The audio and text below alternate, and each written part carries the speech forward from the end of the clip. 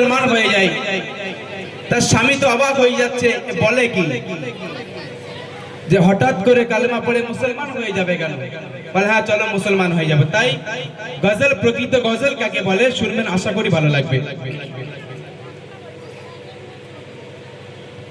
এক হিন্দু স্বামী, এক হিন্দু নারী স্বামীকে তারে বলছে শোনো না, আমার কথা রাখো না, চল মুসলিম গোবর হিন্দু রব না। প্রথমে সাউন্ডটা রাখবেন, প্রথমে সাউন্ডটা ছিল। এক হিন্দু নারী স্বামীকে তারে ওগো বলছে শোনো না, আমার কথা রাখো না, চল মুসলিম গোবর হিন্দু রব না। বলে মুসলিম গোবর হিন্দু রব না। এক হিন্দু নারী স্বামীকে তার, এক হিন্দু নারী স্বামীকে তার ওগো বলছে শোনো না, ওগো বলছে শোনো না, আমার কথা রাখো না, চল মুসলিম গোবর আর হিন্দু রব না, চল মুসলিম গোবর আর হিন্দু রব না। কেন সে তার ধর্মকে কেন ত্যাগ করবে? তাই কবি অতি মূল্যবান ছন্দে লিখে শুনবেন। সেই হিন্দু নারীর বান্ধবী একে মুসলমান হয়েছিল, তাকে হিন্দু নারীর বান্ধবী তার মুসলমান হয়েছিল, আর কোরআন পড়ে একটি সূরা শিখিয়ে তারে দিল। আর এই হিন্দু নারী প্রতিদিন সূরা ফাতিহা পড়িত, বলে সকল রোগের পূর্ণগত সে তার বান্ধবীকে শোনাত। একদিন রমণী বাড়ি ফিরে দেখলো ঘটনা, ছিল তার এক মানিক সোনা। একদিন রমণী বাড়ি ফিরে দেখলো ঘটনা, ছিল তার এক মানিক সোনা। বিচার কামড়ে তার ছটপট দেখো না, বিচার কামড়ে তার ছটপট দেখো না। এক হিন্দু নারী স্বামীকে তার, এক হিন্দু নারী স্বামীকে তার বলছে শোনো না, আমার কথা রাখো না, চল মুসলিম গোবর হিন্দু রব না, চল মুসলিম গোবর আর হিন্দু রব না। ওই হিন্দু মায়ের যে সন্তানটা ছিল, ওই সন্তানটা বিচের কামড় দিল। বিচের কামড়ে বাচ্চাটা ছটপট করছে, কিন্তু যখন ছটপট করছিল তখন তার মনে ছিল না যে মুসলমান নারীটা আমাকে কি শিখিয়ে দিয়ে গিয়েছিল। কিন্তু তখন কি করছে কবি ছন্দের মাধ্যমে লিখছে, শুনবেন। ধীরে ধীরে সেই সন্তান কঠিন রোগে পড়িল, ডাক্তার কবিরাজ দেখে তারে ফিরে চলে গেল। ধীরে ধীরে সেই সন্তান কঠিন রোগে পড়িল, ডাক্তার কবিরাজ দেখে তারে ফিরে চলে গেল। হঠাৎ করে সেই রমণী তখন মনে আসিল, সূরা মাথা ফুরা ফাতিহা মাথার কাছে পড়িতে লাগিল। এক গ্লাস পানি রেখে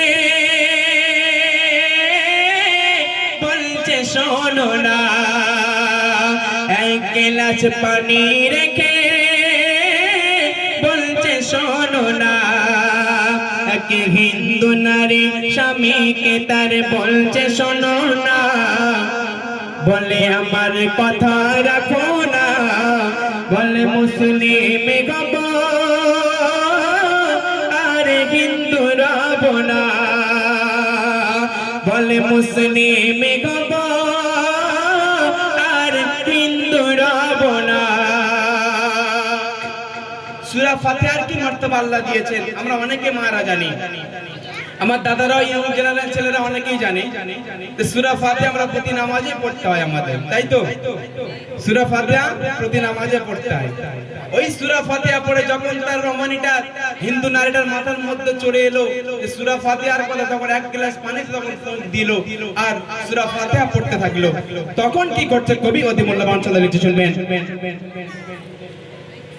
সন্তান যখন সেই পানিটা পান করিয়া দিল আর সাথে সাথে সুস্থ হয়ে খেলিতে সে লাগিল।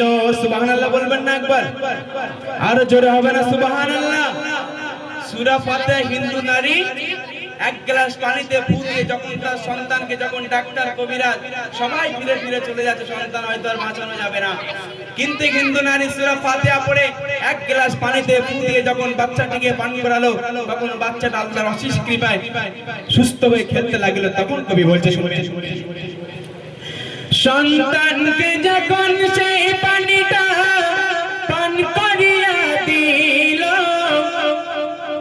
আর সাথে সাথে সুস্থ হয়ে খেলিতে সে লাগিল। আর দেখে স্বামী অবাক হয়ে বলছে বিবি শোনো না, কেমন করে হলো এমন আজ আমাকে বলো না। তখন বিবি বলে স্বামী আমার কথা শোনো না, তুমি একবার ইয়াকিন করো না, এ যে সূরা ফাতিহার নজির দেখো না, এ যে সূরা ফাতিহার নজির দেখো না। এক হিন্দু নারী স্বামীকে তা বলছে শোনো না, আমার কথা রাখো না, চলো মুসলিম হব আর হিন্দু রব না, চলো মুসলিম হব আর হিন্দু রব না। যদি আপনার বাচ্চা অসুস্থ, যদি সূরা ফাতিহার ওসিলায় সুস্থ হয়ে যায়, স্বামী খুশি হবে না বেজার হবে? একটু জোরে বলুন না। এরকম গজল পছন্দ হয় না? একটু হাত তুলে বলুন যদি পছন্দ হয়, চেঞ্জ করে দেবো, পাল্টে দেবো, চলবে তো? মায়ের এরকম গজল চলবে? আস্তে আস্তে রূপ চেঞ্জ করবো। তা যখন বাচ্চাটা সুস্থ হয়ে গেল, স্বামী শুনে বলে তুই কোত্থেকে শিখেছিস আগে বল। এই সূরা ফাতিহা নাজরানা বলে স্বামী উদুম কেলাতে শুরু করল। সূরা ফাতিহা যখন তুই হিন্দু নারী, তুই মুসলমানদের দোয়া দরুদ পড়ে আমার বাচ্চাটা সুস্থ হয়ে গেল, স্বামী আর মেনে নিচ্ছে না। তখন আমার রব্বুল আলামিন যখন যে অতিবার বেড়ে গেল, তখন আল্লাহর উপর থেকে ফয়সালা চলে আসে ওই পুরুষটার উপরে। কবি কি বলে শুনবেন। বিবির মুখে কথা শুনে স্বামী মারতে শুরু করিল, সেই বিচ্ছু তখন সেইখানেতে আবার ছুটে আসিল। তাকবীর, নারায়ে তাকবীর। আর একটু জোরে বলুন নারায়ে তাকবীর। যে বাচ্চাটি বাচ্চা শিশুকে কামড় দিয়েছিল, ও তো আল্লাহর তরফ থেকে নারীকে পরীক্ষা করা হচ্ছিল। যখন ওই নারী স্বামী যখন মারল না, তখন আল্লাহ আবার ওই বিচ্ছুকে ফরমাইশ করলেন, এই বিচ্ছু যাও, তুমি ওই স্বামীকে ধ্বংস করে দাও। তারপরে কবি বলছেন, বিবির মুখে কথা শুনে স্বামী মারতে শুরু করিল, সেই বিচ্ছু তখন সেইখানেতে আবার ছুটে আসিল। কামড় দিতে সাথে সাথে, কামড় দিতে সাথে সাথে ওই বেদিন স্বামী মারা যায়। আর সন্তানকে নিয়ে সে কামড় দিতে সাথে সাথে ওই স্বামী মারা যায়। সন্তানকে নিয়ে সেই রমণী গ্রহণ করে নেয়। সুবহানাল্লাহ, আর জোরে বলুন সুবহানাল্লাহ। এক হিন্দু নারী স্বামীকে তাই বলছে শোনো না, আমার কথা রাখো না, চল মুসলিম হব আর হিন্দু রব না, চল মুসলিম হব আর হিন্দু রব না। এক হিন্দু নারী স্বামীকে তার বলছে শোনো না, তুমি আমার কথা শোনো না, চল মুসলিম হব আর হিন্দু রব না, চল মুসলিম হব আর হিন্দু রব না। শুনলেন নিত্যানন্দ